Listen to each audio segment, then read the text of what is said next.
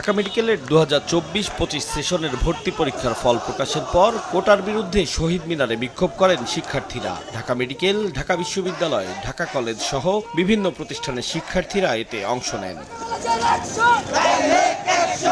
শিক্ষার্থীরা জানান, কোটা থাকায় মেধাবীদের তুলনায় অনেক কম নম্বর পেয়েও সুযোগ পান কোটাধারীরা।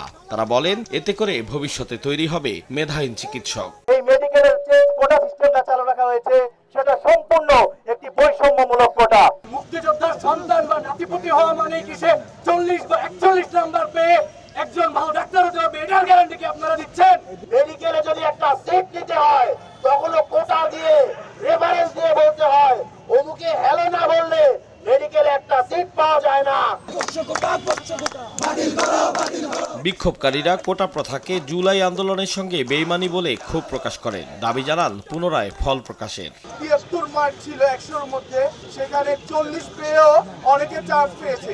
এই ফলাফলকে আমরা প্রত্যাখ্যান করার দাবি জানাই। শুধুমাত্র নামের পাশে কোটা না থাকার কারণে সে এই ভর্তি পরীক্ষায় আর উত্তীর্ণ হতে পারলো না। দাবি আদায়ে 24 ঘন্টার আলটিমেটাম দেওয়া হয়। এ সময় দাবি না মানলে অন্তর্বর্তী সরকারের পদত্যাগ করতে হবে বলেও হুঁশিয়ারি দেন তারা।